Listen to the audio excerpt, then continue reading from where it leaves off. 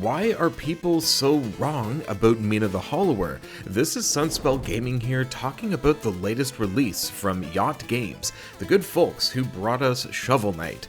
So I'm several hours in this game already, still in the middle of my playthrough, but honestly I'm having so much fun with this game right now. But I'm a little bit confused as to what a lot of people are saying about this game, because not only are these claims incorrect, they're disingenuous in nature, and I will get into these claims later on in the video. But for now, let's talk about what this game truly is.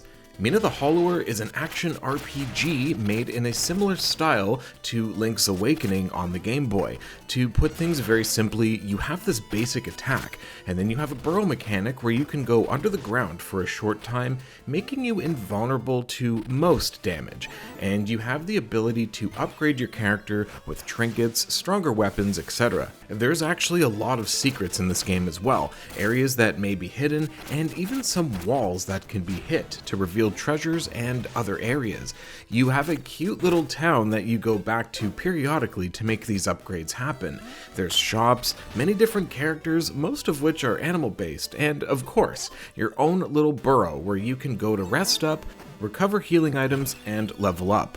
So how do you level up exactly? Well, of course, in most typical action RPG fashion, you go out into the world and slay your enemies. There's a wide variety of enemies that you can fight in this game, from simple enemies, with some enemies even flying in the air, which will require you to do a jump attack to defeat them. And you also have enemies that require you to use that burrow mechanic that I mentioned before.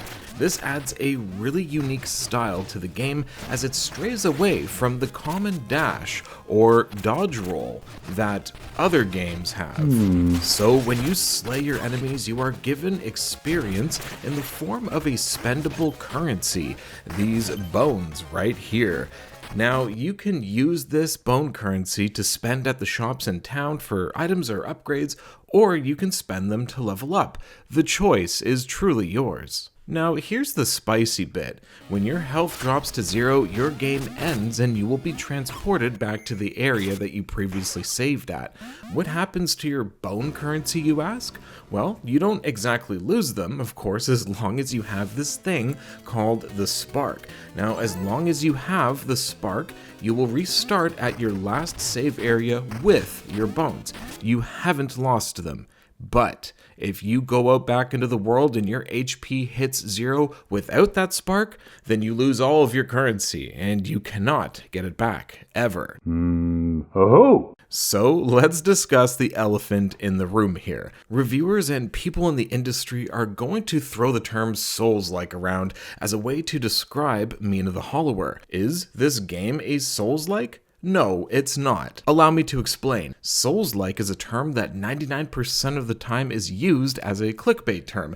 It forces the video game journalist to shove this term into games where it truly doesn't belong, and this is one of them. So, Mina the Hollower does share some small aspects from the Dark Souls series.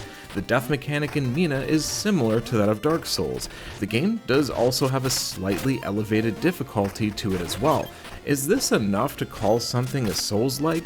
No, it's definitely not. Something like Lies of P I would consider a Souls-like because it plays, looks, and feels like it through the cryptic storytelling, stamina-based combat, and a whole slew of other things, but I digress. Is Mina the Hollower a truly difficult game? Well, I found it pretty challenging. I don't think this is a super punishing game by any means though. This is a game that will require some focus and concentration and maybe some extra practice through grinding. And because enemies respawn, this gives you the ability to practice and hone your skills. But if you find the game too difficult or even want to tweak things like, let's just say your jump height, you actually can in this menu. This game offers something unique that FromSoft would never dare add to their games. Small modifiers to tweak your challenge or ease the difficulty. I think this is an excellent addition to the game, and while I'm going to do my first playthrough completely vanilla, I think my next playthrough I will try out some of these mods. There are some pretty beefy bosses in this game. I'm not going to reveal them in this review because I want things to be spoiler free, but you know, that feeling of fighting a Dark Souls boss is not present in Mina the Hollower.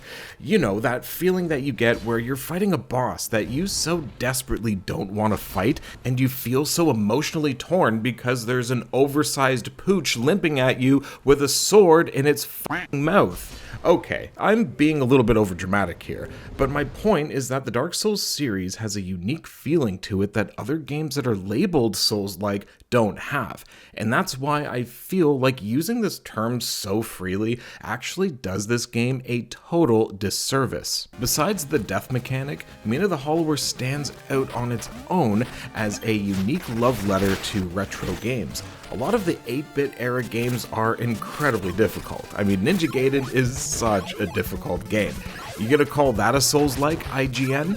All jokes aside, I am absolutely loving Mina the Hollower so far, so much that I'm pretty confident this will be one of my favorite retro-inspired games of the year. Mina the Hollower, a totally kick-ass game that isn't a Souls-like. Do you agree with my take on this? Let me know in the comment section down below, and if you enjoyed this video, hit me up with a like, subscribe to the channel, and I'll see you all in the next video.